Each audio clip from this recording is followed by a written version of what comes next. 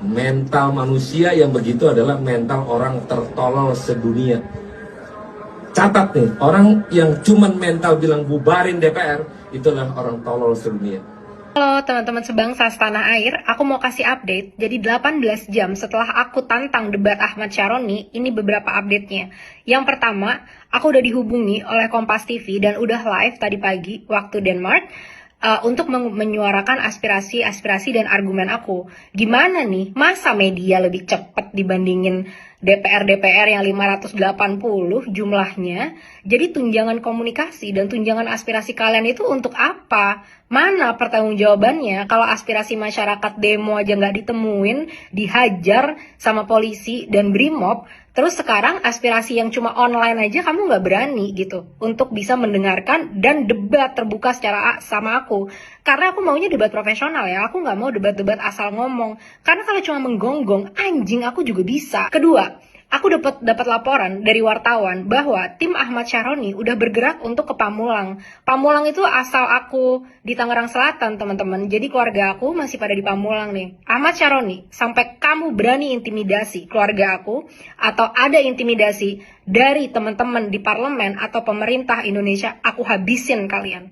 Ingat ya, aku bukan orang bodoh dan aku bukan orang miskin. Sampai kalian berani-berani mengganggu keluarga aku di Indonesia, akan aku cari support internasional, aku gulingkan kalian. Hati-hati kalian ya, aku adalah lulusan hubungan internasional dan aku adalah business development yang sangat handal di dunia. Jadi untuk sekedar ngedapetin support dari dunia internasional, nggak susah buat aku. Ketiga, dia ngepost ternyata gitu, katanya dia nggak berani diajak debat karena dia masih bodoh. Ahmad Syaroni, semua orang juga awalnya bodoh. Kita semua juga sama-sama nggak bisa ngomong waktu lahir. Tapi kita semua punya kemampuan untuk belajar. Makanya ayo kita debat biar kamu bisa belajar cara berargumen yang benar, yang profesional, yang tidak ngatain bos yang ngasih kamu makan setiap hari. Kamu selama ini petantang petenteng nggak pernah kan diminta akuntabilitasnya karena kamu merasa kaya, kamu merasa crazy rich, kamu merasa di atas angin dan tidak tersentuh.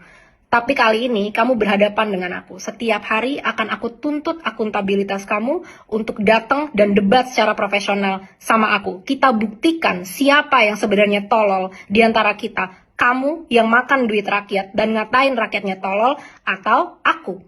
Aku terbuka, mungkin aja aku yang tolol. Dan aku udah bilang, kalau memang aku yang tolol, dengan legowo akan aku support kamu Ahmad Syaroni. Tunjangan komunikasi cuma dibuat untuk posting-posting Instagram yang gak jelas gitu. 15 juta cuma buat kayak gitu, posting Instagram.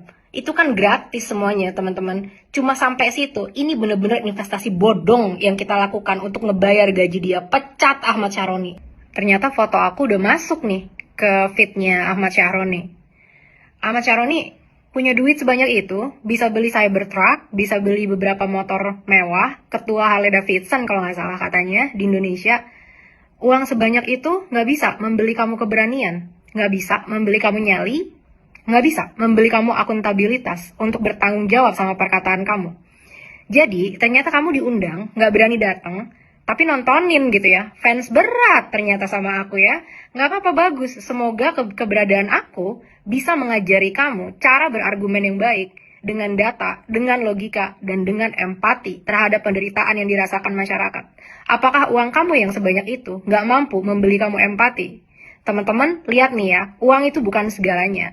Orang yang uangnya udah nggak ada serinya, yang petantang petenteng, pamer kekayaan di tengah kemiskinan masyarakat, dan mati empatinya, ternyata nggak bisa membeli dia keberanian untuk bertanggung jawab sama kata-katanya sendiri loh. Yang aku tanya kan kata-katanya dia. Terus kedua nih ya, dia nanya nih, ngepost foto aku gitu kan, di feednya. Bagus, sembah kalau bisa foto aku. Lagi lomba debat di Denmark. Aduh, apa nggak bisa baca? Prestasi debat aku itu udah 10 tahun yang lalu. Aku nggak sedang lomba debat di Denmark. Aku sedang kerja, saat ini aku adalah strategy manager di perusahaan paling sustainable di dunia, namanya Vestas. Apa yang aku dilakukan di sana? Aku adalah ahli strategi untuk membantu perusahaan agar bisa memprioritaskan kebijakan-kebijakan yang terbaik untuk bisnis. Perusahaan aku terbesar di marketnya di dunia dan paling profitable di dunia. Itu yang aku lakukan di Denmark. Apa yang kamu lakukan di rumah mewahmu?